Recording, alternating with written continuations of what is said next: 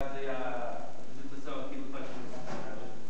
Este é um livro essencial, que se podem comprar aqui mesmo na sala. É um livro que vem deitar abaixo muitos mitos sobre o fascismo. Eu atrevo-me a dizer que é um livro que não agradará nem à esquerda marxista nem à direitinha, que vem mostrar o caráter social, patriótico, revolucionário do fascismo. Foi uma coisa que após 45 todos tentaram reiterar, fazendo do fascismo um grande papão, um grande bicho, que oprimia as pessoas, que era explorador, que era... Bem, já sabemos essa casa. Este livro não só tem vários capítulos muito interessantes, como também tem vários apêndices muito interessantes, em que temos aqui vários discursos de Mussolini, incluindo o último grande discurso em Milão. Temos aqui a lei de socialização, a lei que veio alterar bastante a Itália, veio modificar a Itália, a lei que deu a voz aos trabalhadores das empresas, a lei que permitiu aos trabalhadores gerir as empresas italianas. Temos além disso também o Manifesto de Verona, o Manifesto do Partido Fascista Republicano, muitos documentos que geralmente estão esquecidos e que muita gente, por exemplo, Jaime Nogueira Pinto, no seu livro A Direita e as Direitas, fala dos 20 anos de fascismo, mas, quer dizer, a República Social Italiana, para ele, tudo se manteve, nada mudou. Mas não é bem assim, porque os últimos anos do fascismo, ou seja, a República Social Italiana, foram os anos mais, digamos, mais profundos do fascismo. Este livro inicia-se com um capítulo sobre um homem que poucos conhecem, mas foi muito importante para os últimos anos do fascismo, que foi Nicola Bombacci. Um homem que foi grande amigo de Mussolini, um homem que foi o fundador do Partido Comunista Italiano, um homem que mais tarde seria expulso do Partido Comunista Italiano pelas suas simpatias nacionalistas, direi mesmo nacional-bolcheviques, era um homem socialista, patriota. Atravessa ali, até os fim dos anos 30, quase o deserto, expulso, não é fascista, não é comunista, anda ali, continua a publicar textos, artigos. Critica Stalin, vai dizer que Stalin vendeu-se claramente ao capitalismo judeu internacional. Stalin vendeu a União Soviética. E mais tarde esse homem vai ser quase confidente de Mussolini. A partir de 1943 esse homem vai estar ao lado de Mussolini até ao fim. Tanto que no fim de abril de 45 será fuzilado pelos comunistas no norte de Itália. Tal como esse houve outros que estiveram, digamos, durante aqueles 20 anos do fascismo, digamos, tradicional, o fascismo que toda a gente conhece, estiveram um pouco afastados, como Pavolini, como outros, e que finalmente, quando há a grande traição do Tadoro e do rei, em 43, depois Mussolini, prende Mussolini, queriam entregá-lo a Churchill ou a Roosevelt, e esses judeus e essa volta toda. Quem é que sobrava? Não eram os generais, não eram os bispos, não eram as grandes forças que apoiaram o fascismo, era o povo. E era a ala esquerda do fascismo, que era o PER. Aquelas pessoas que desde o início tinham estado, desde 1919, mas que se sentiam traídas pelo, digamos, pelo pacto, digamos, pelo acordo, pelo pacto tácito de Mussolini com os grandes presidentes italianos, que eram os outros ferroviários, industriais, exército, mesmo a Carta Real, e que finalmente sentem que surgiu a sua oportunidade. Todos já conhecemos a história de Mussolini, está preso no Hotel Grande Sasso, nos Alpes, enquanto aguarda, digamos, a sua quase deportação, a sua venda aos aliados. Scorzeni, o homem providencial enviado por Hitler, resgata Mussolini da sua prisão. Mussolini é levado para a Alemanha, conferencia com Hitler e Hitler dá-lhe duas opções. Ou regressava à Itália e mantinha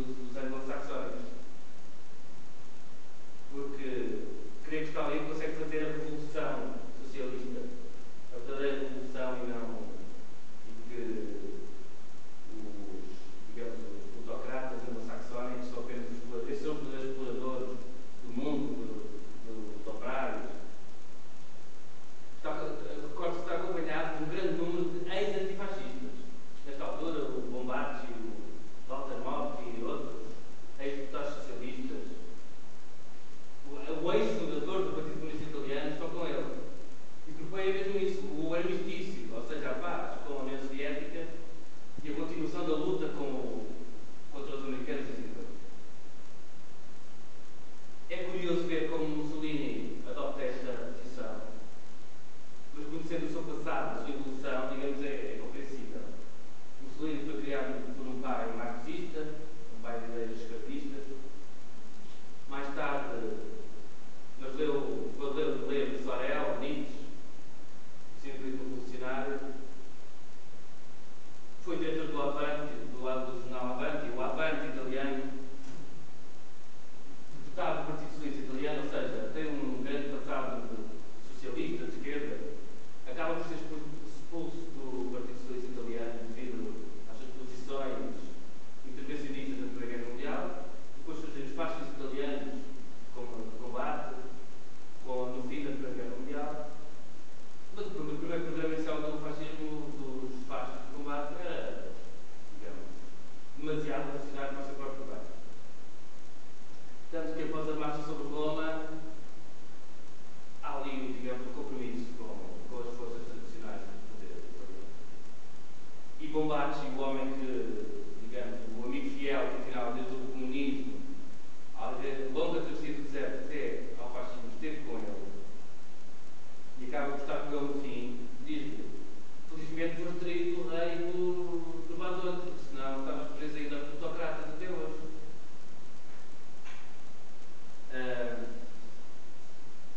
Esta questão do europeísmo, desde o início há logo pessoas que querem uma grande frente europeia, sobretudo para fazer, digamos, contrapor os alemães.